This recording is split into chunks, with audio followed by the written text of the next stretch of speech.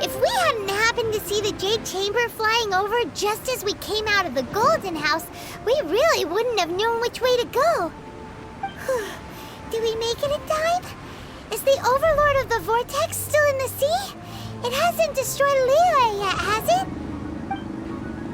What are you doing here? Huh? Hold on. It's the Adepti. What are you doing on the Jade Chamber? Paimon thought you were arguing with the Qixing. Is the fighting over? Faced with a calamity of such magnitude, we have agreed to put our differences aside for now and unite against this common enemy. Oh, Paimon gets it.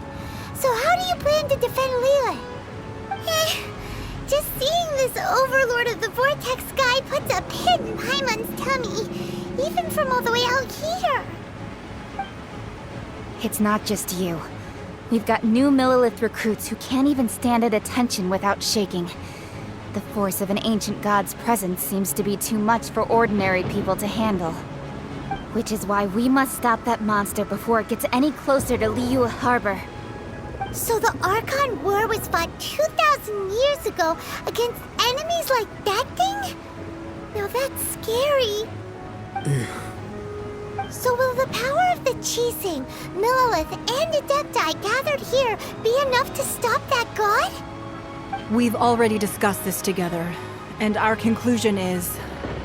not necessarily. What?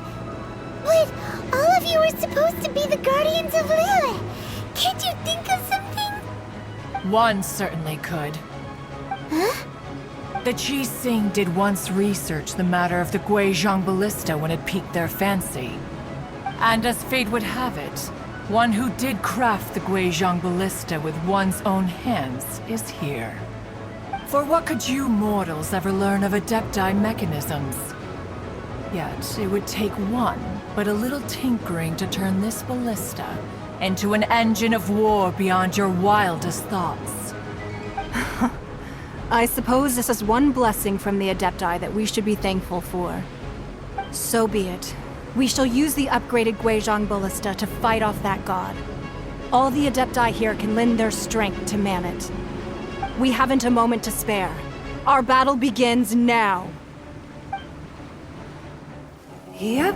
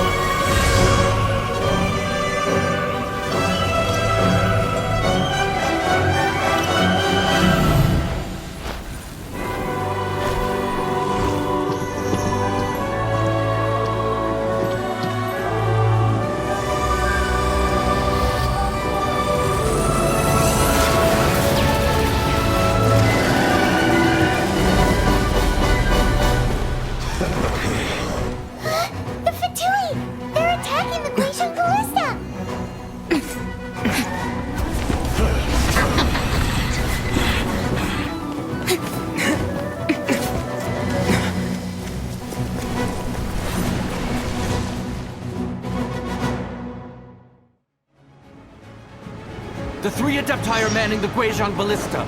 Do not let the Fatui disturb their work! All able Millilith, with me! Let's go help too! We Adepti have not faced a god in several millennia. Let one see what you're made of then. What strength remains within you? One wishes to witness. For mercy. More speed. For slacking. As a good night should.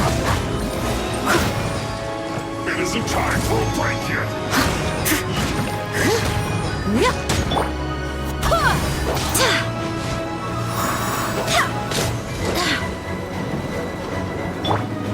Shudder. No slacking off. You can't run! Well, My brain is your joy! We've only just begun. Leave it all to me.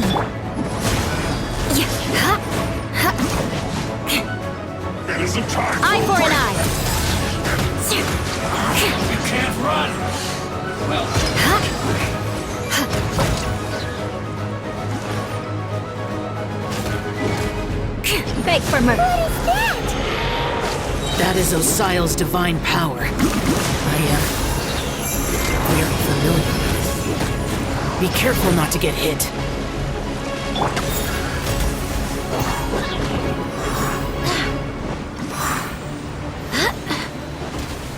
The Fatui! Their attacks are unrelenting! How daring. Snezhnai's diplomats will answer for this afterward.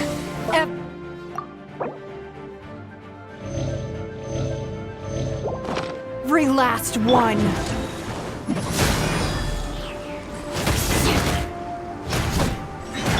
I must leave no stone un-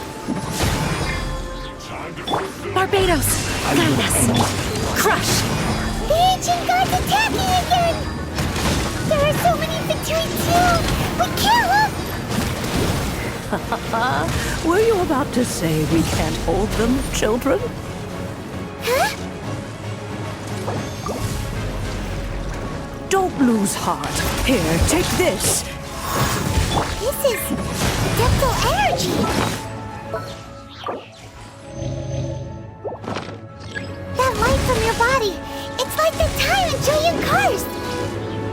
Wow, it's Madame Ping's shockwave! This granny's really strong!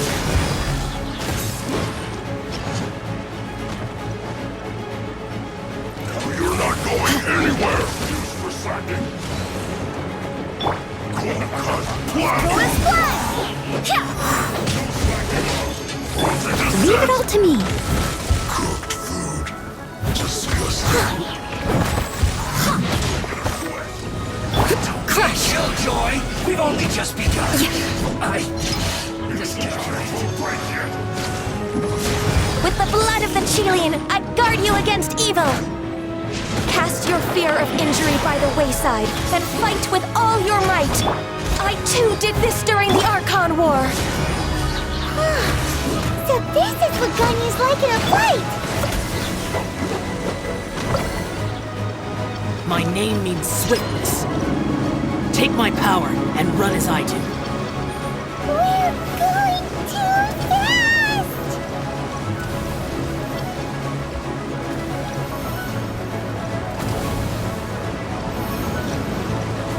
Ugh, barely a scratch.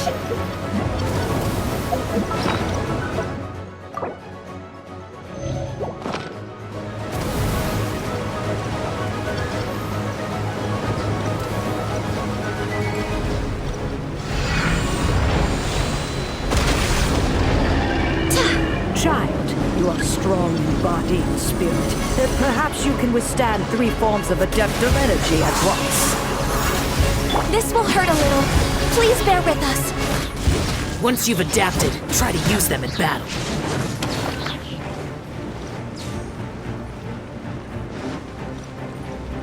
Stay right there. This isn't good. More speed. Crush! I must leave no stone unturned. Time to clean up.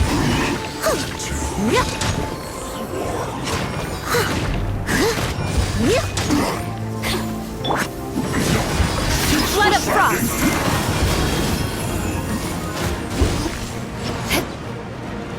More exercise caution! I fear that the god's power has reached its peak! In other words, if we hold here, there's nothing worse to come, right?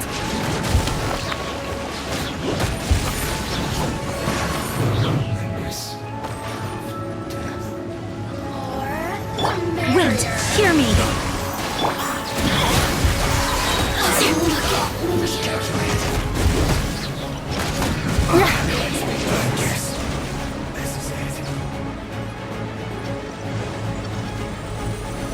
Crush! Vengeance will be mine! This isn't good. More speed!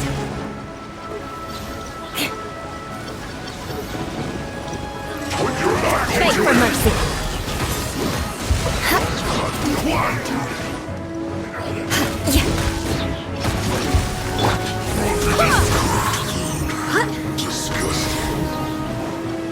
The Fatui's numbers are thinning!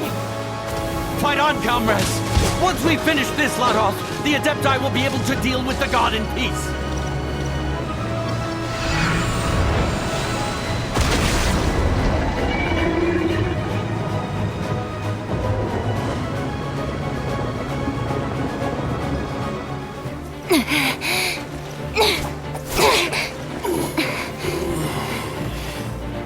The interlopers are no more. Now we may commit ourselves fully.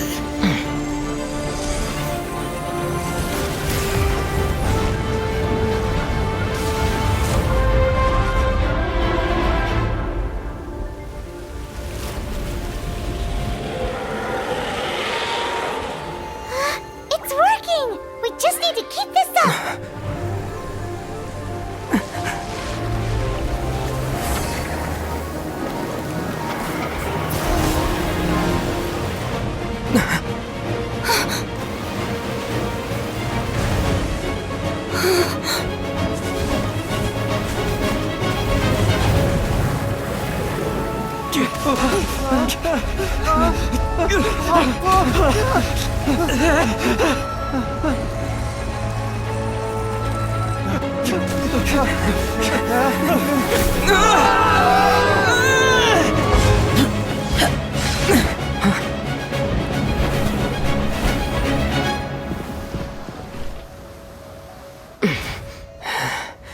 Be careful now. The Guizhong Ballista is destroyed. Without its covering fire, retaliation shall be difficult. But the Jade Chamber is our last line of defense. We can't give another inch, no matter what.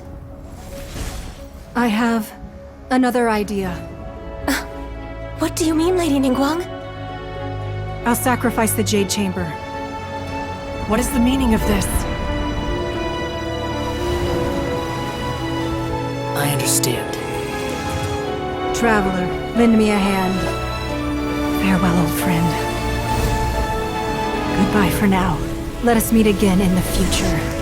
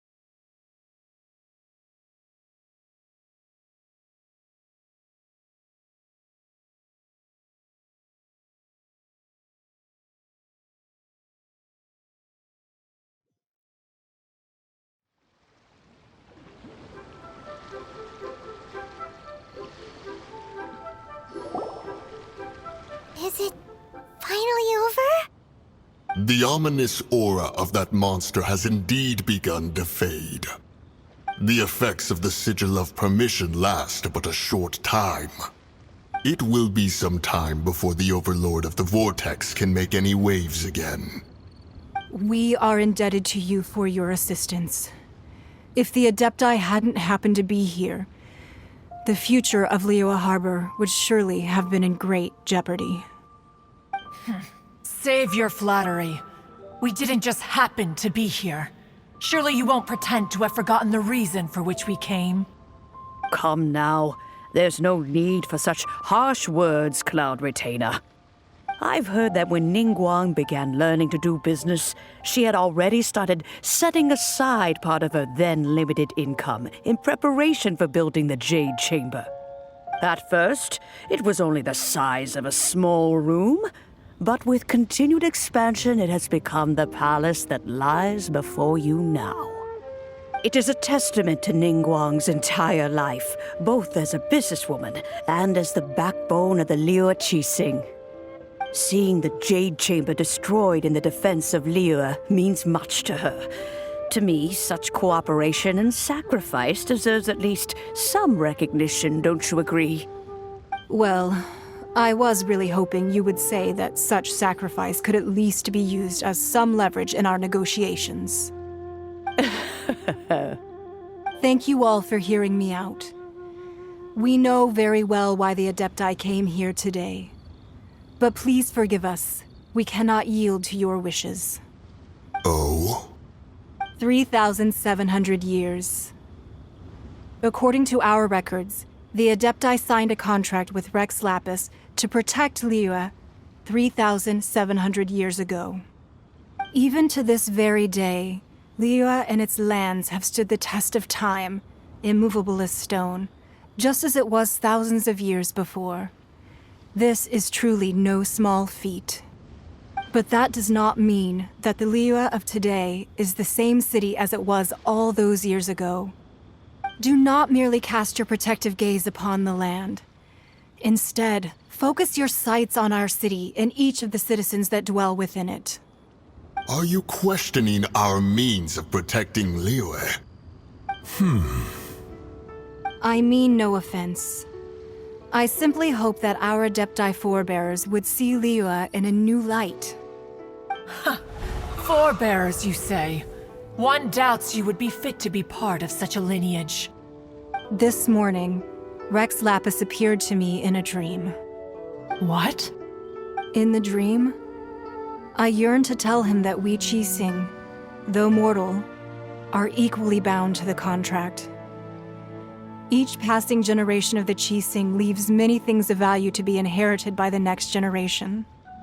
I also thought to tell him how the past generations of Qixing had strove under his rule to survive in our mortal world, establishing a network of contracts which has since come to be known as trade. But I dared not speak. I could only gaze at him in silence until the moment I awoke. Oh, Ningguang. Yet another perspective. What are you trying to say, Outlander?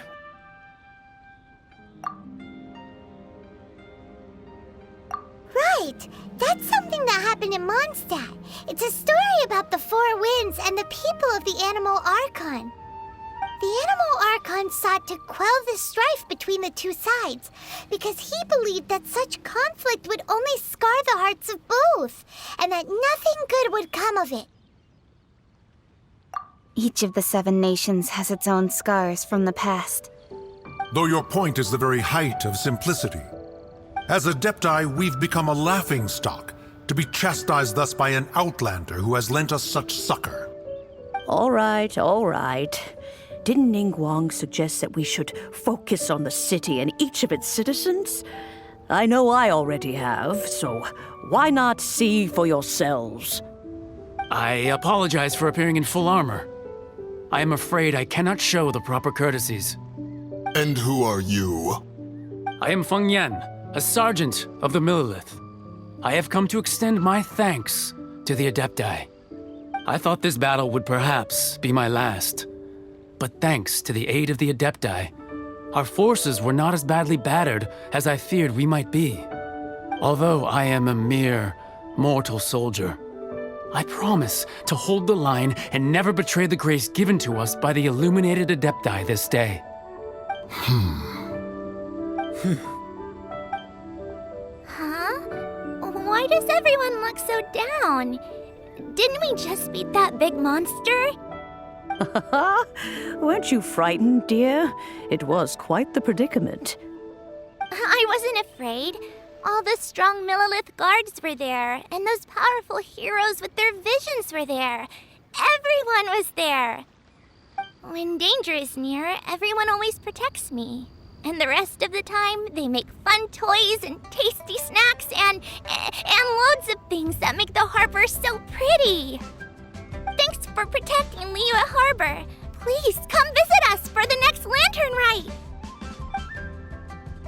Unfortunately, we wouldn't be able to participate. Huh? Because we are Adepti. Oh, okay. It must be hard being an Adeptus. Oh. You see, this is what Liyue is like today. The country of contracts is grateful to the Adepti for their protection, but it is no longer necessary for the city to rely on the Adepti's power to solve every little niggling matter. Although their blood is weak, there is still strength to be found in those we call mortals. The time of contracts between gods and Liyue has long since passed. Now is the time of contracts between Liyue and its people. Seeing the port around us now, it is hard not to feel a bit out of place.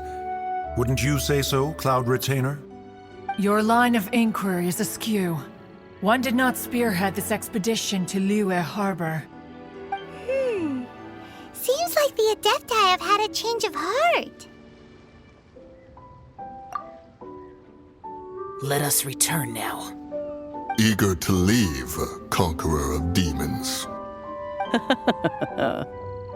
Yes, one understands what the Conqueror of Demons means. The city of Liyue has changed much after our long separation. One fears that by the time one finally grasps the new contracts of Liyue, you humans would have once again changed the place beyond recognition. Fair enough. Away we shall, and return whence we came.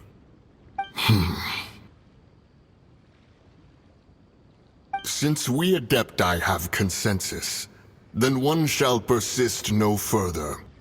But how will we ensure that the Liyue Qixing will not simply exploit their power once we depart? In my view, that is still a thing to be guarded against. All right, Mooncarver, you needn't worry. It seems to me that this right of supervision is best left to the people of Liyue. Looks like the conflict between humans and Adepti was avoided. All's well that ends well, huh? Oh, right! It's nice that we've got peace and all, but we're forgetting one thing. Child wanted to unleash the god so he could lure Rex Lapis out. But we were able to handle the Overlord of the Vortex on our own, so Rex Lapis never showed up. Oh, and speaking of that, don't we still need to get to the bottom of that Archon's death, too?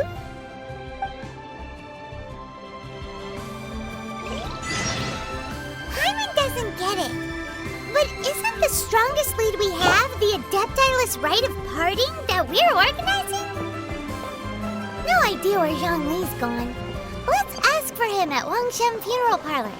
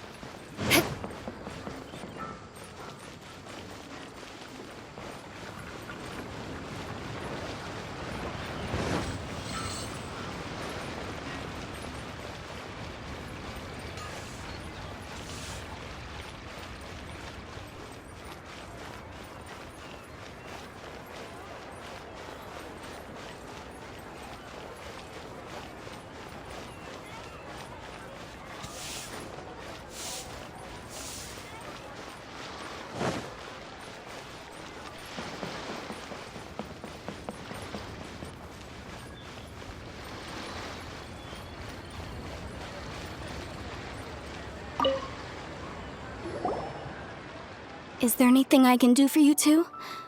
I'm afraid that Wangsheng Funeral Parlor isn't in the best state to receive guests. We've come to see Zhongli. Could you please tell him we're here? Unfortunately, Zhongli isn't here at the moment. It seems he went to Northland Bank. Doesn't the Northland Bank belong to the Fatui? Last time we saw Zhongli was before we went to the Golden House. Do you think he doesn't know about the attack on Liyue?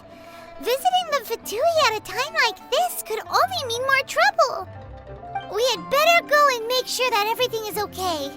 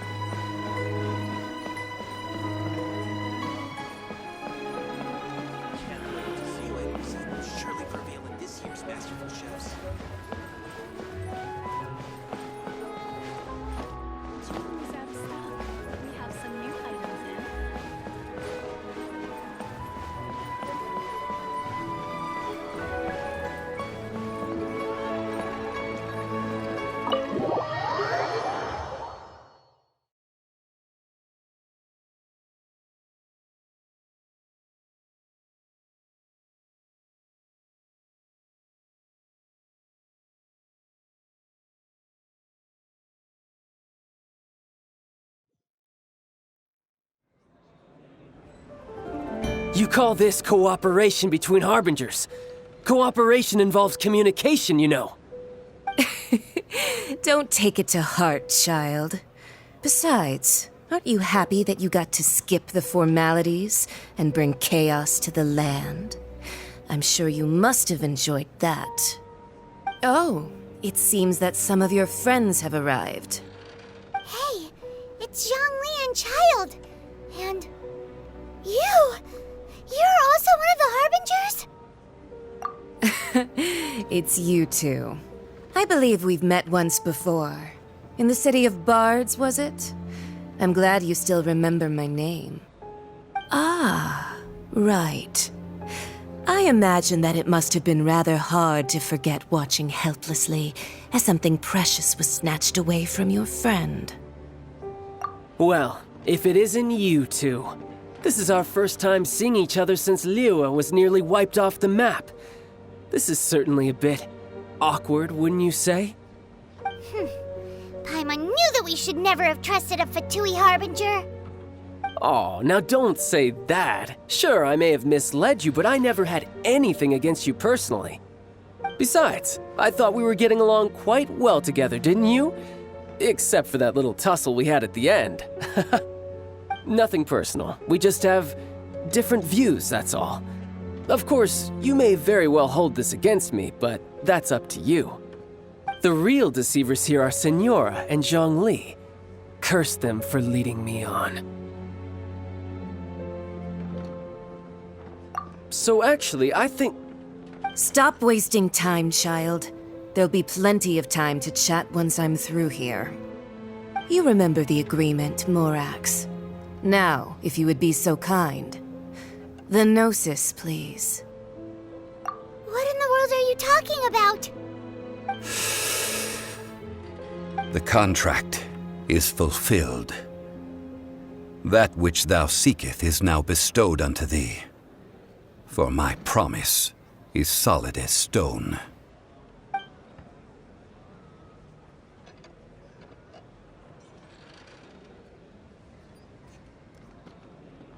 How sanctimonious.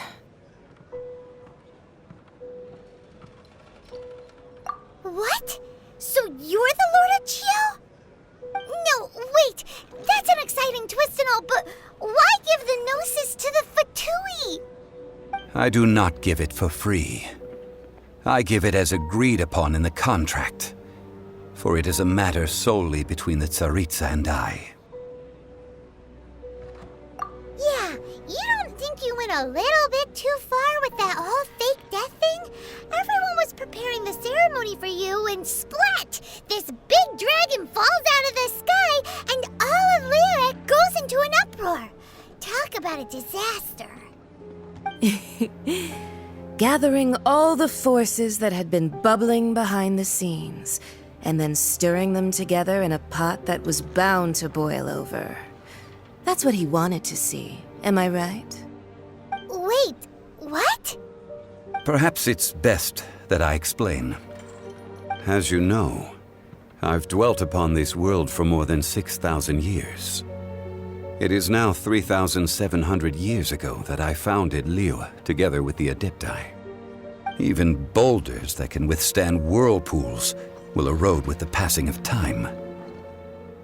I kept convincing myself that cracks had not begun to form, and that the end of my time had not yet come. Until one drizzly day, as I was strolling along the harbor, I heard a merchant tell one of his workers, "You finished your duties. Go ahead and call it a day." I stood motionless among the crowds, asking myself, have I already finished my duties? Oh, Zhongli. But as I began to consider relinquishing my divine role, I soon discovered that many reasons still remained to not hastily depart. Was Liyue, the city I had dwelt in for so long, already prepared to enter its next age? I decided that a test was needed in order to reveal the answer. So I feigned my own death, and gathered the cast of Child, the Adepti, and the Liyue Chising to play their roles together on the stage that was Liyue. That's right, which is why I continued to safeguard the Gnosis until now. So you mean that if the chaos ever reached the point of no return, you would simply appear and use your divine powers to bring Liyue back under control? Of course, and it would have been all too easy for him too. Just as a child quickly matures after losing their parents, so has Liyue matured when faced with the death of its deity. In the end, the resolution to all that has transpired was even more satisfactory than I could have hoped for. Take the Adepti, for instance. Owing to their years of seclusion, they were the least informed. Yet when faced with a crisis, they commendably showed the greatest amount of restraint possible.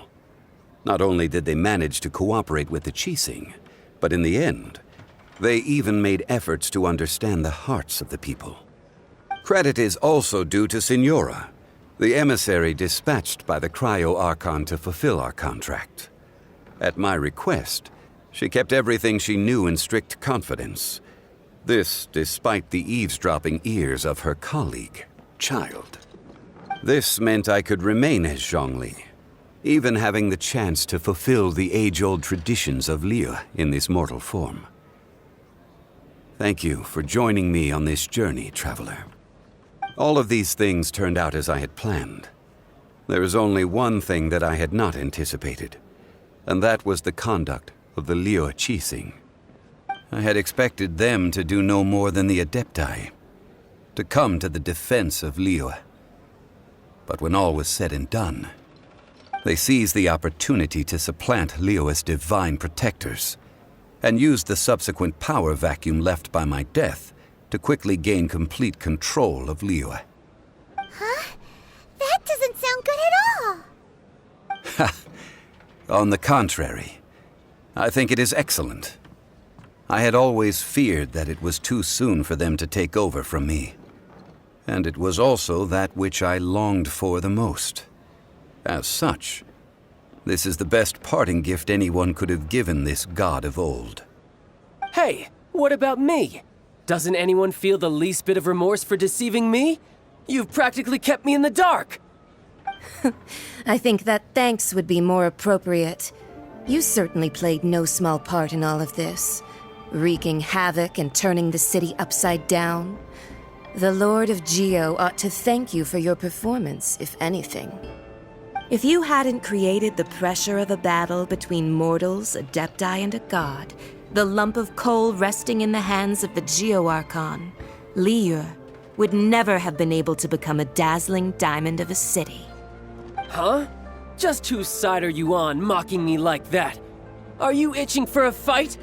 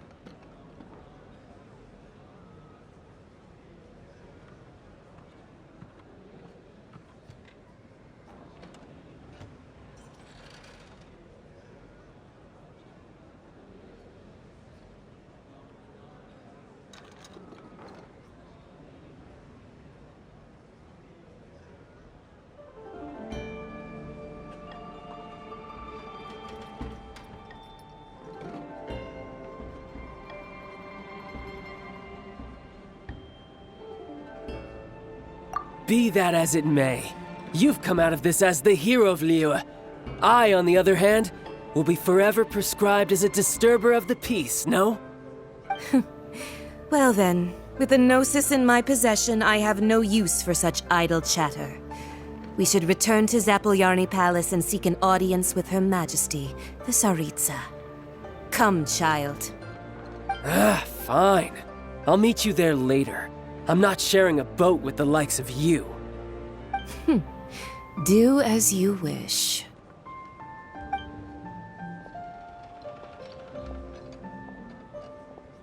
Now then, is there anything else you wish to ask me?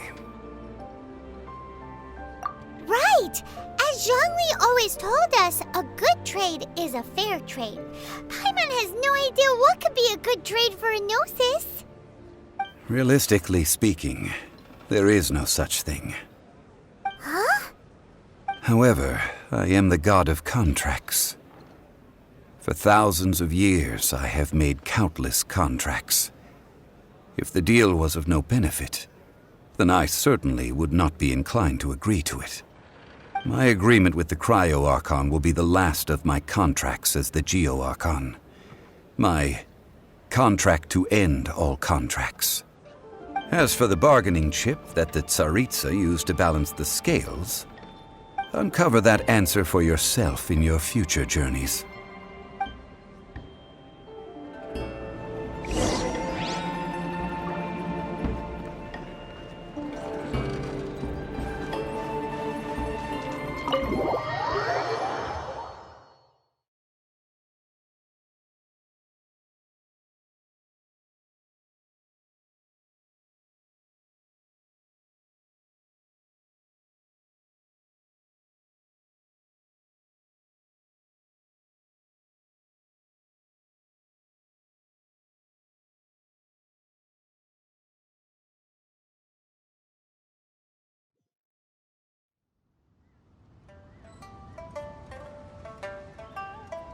Today's the day of the rite of parting.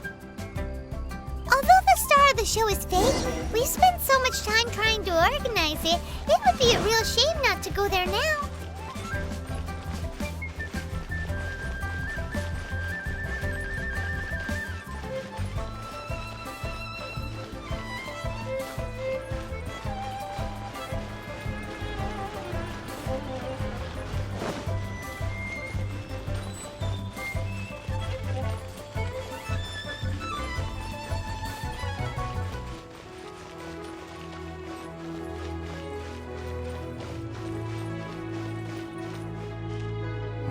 Well, since we're going through with this rite of parting, I guess it means that those rumors hit the nail on the head.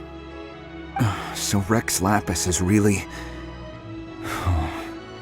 But they didn't catch the culprit, did they? Oh, come on. Do you think that the assassin could have been a normal person? You know what I think. I don't think any of the gossip on the streets you hear from those shady types is worth anything. There's only one real possibility in my mind. I've heard that the assassin was that Fatui fellow. Youngish, pretty high in rank. I think they called him Child. The Fatui? They certainly are very suspicious. Who knows what those greedy, crooked folks... Shh! Lower your voice. If the Fatui catch you in their sights, Rex Lapis won't be around to protect you this time.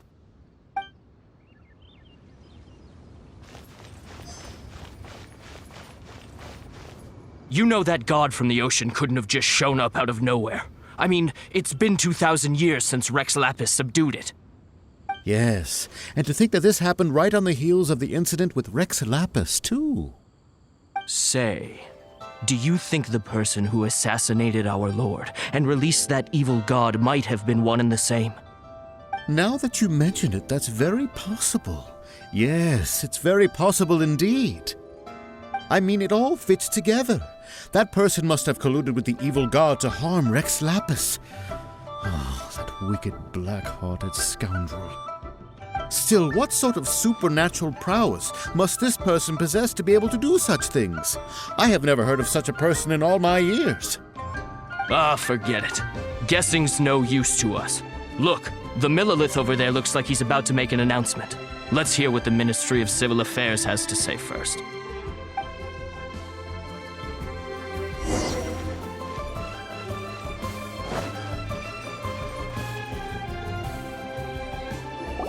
Hear ye all! The Qixing's words. Though a dragon soars ageless as the mountains, it too must return to dust. This is common knowledge. Gods and Adepti live glorious lives, but both light and shadow have their season. So too must they face divinely appointed trials. Rumors and hearsay abound on the streets that Rex Lapis was murdered. Now, let the truth be revealed. Having been thwarted in his trial, Rex Lapis's soul has recouped the celestial heights. He beseeches the people of Liyue to grieve not and to let not their hearts be saddened. Nor are they to believe street-born rumors or indulge in baseless speculation.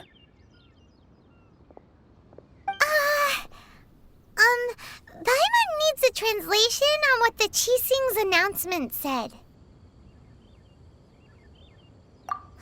So that's how they're spinning it. Something feels off. Why would they suddenly give up looking for the murderer? Not to mention how this excuse sounds like something they just made up on the spot. Could the Qixing already have known that Rex Lapis wasn't dead? But Zhongli said that neither they nor the Adepti knew anything. Did Zhongli tell them in secret after his gnosis changed hands? Exactly, right? Ooh, seems like the rite of parting has been going on for a while now. Let's go have a look.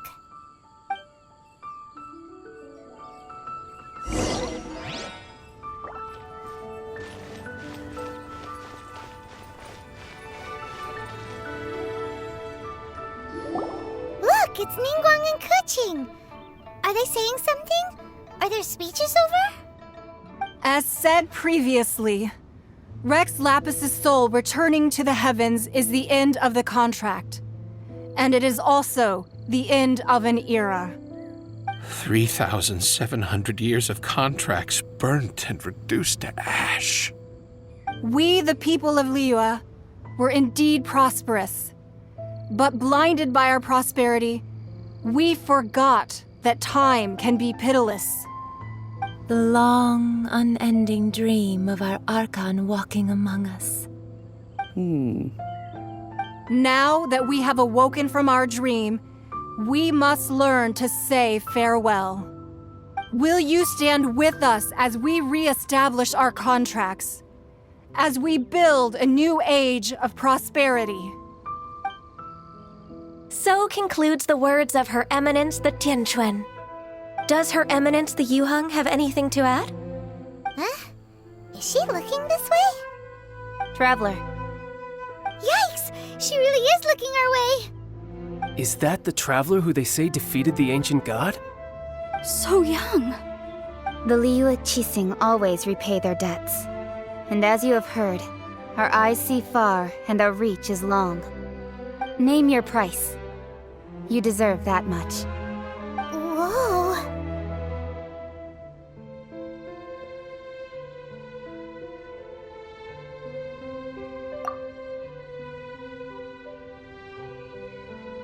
Well, could you help me put up some missing person posters?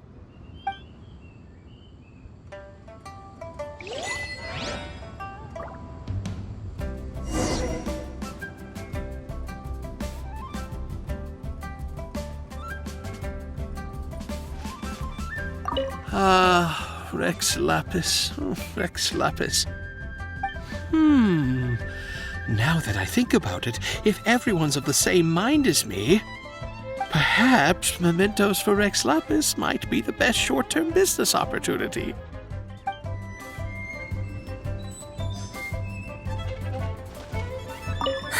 And to think I'd put my best perfume on before coming here, thinking you'd like it.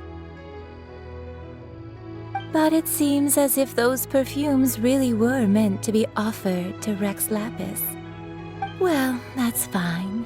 Suffer no rivals in love, they say. And that's 3 gone in 1 stroke.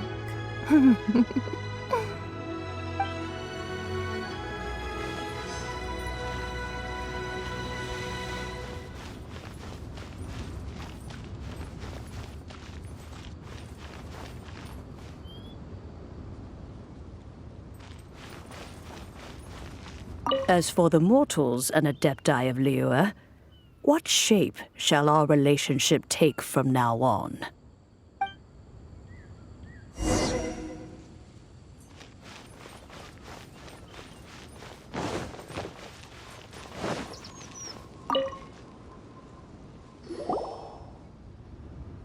Hey, Zhongli! Look at this. Everyone in Liyue is caught up in their emotions, thinking that they'll never see Rex Lapis again. And here you are looking all relaxed. Why would I not feel more at ease after laying down the burden I have borne for 3,700 years? Right. If the two of you can spare the time, I should treat you to a meal at the Signora kiosk.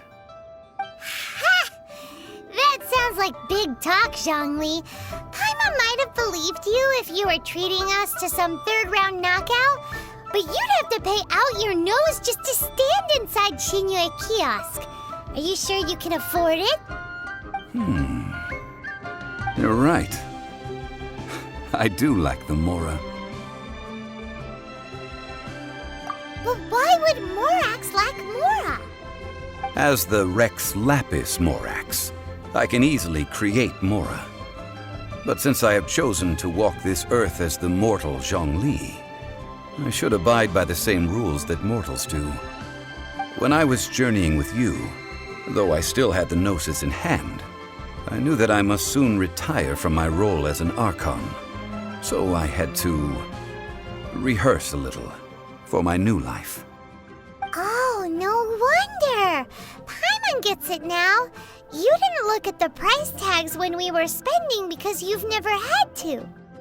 But since you weren't used to not being able to just make more Mora as and when you wanted to, you had to try becoming a parasite to society who lives off of other people's credit. Well, we were only spending Fatui money. You don't have to say it like that. In the City of Commerce, we do not merely exchange money or goods. We also exchange knowledge, memories, and foresight, as well as positions, roles, and lives. The Archon Morax could never experience life as the true mortal Zhongli could, no matter how many times he descended to be with his people. I must thank you for that. I will treasure the memories that I made as Zhongli, traveling the streets of Liyue with you.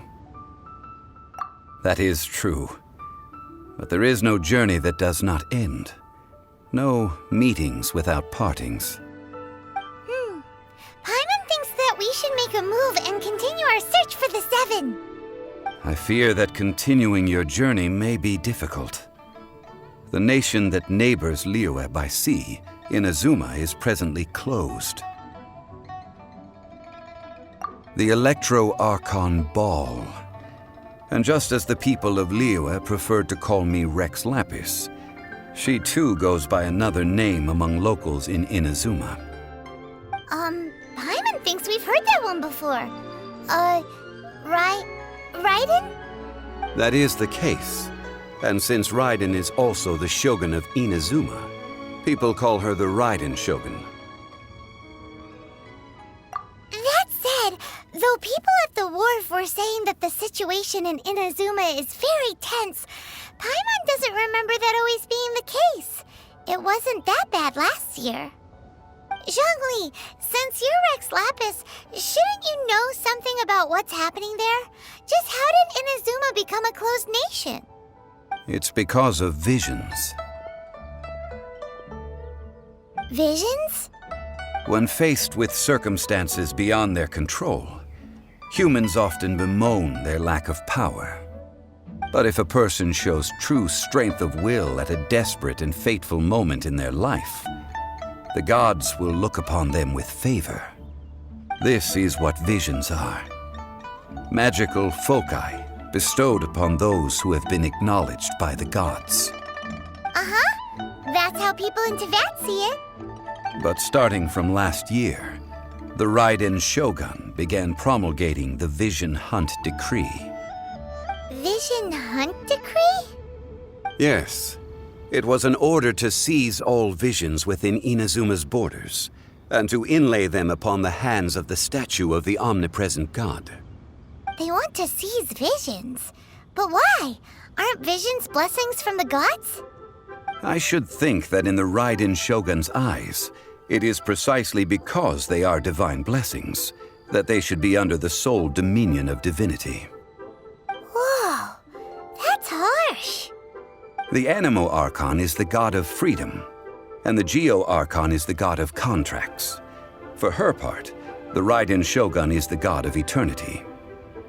It seems as though she has finally decided to eliminate any unstable elements that could pose a threat to her eternal realm.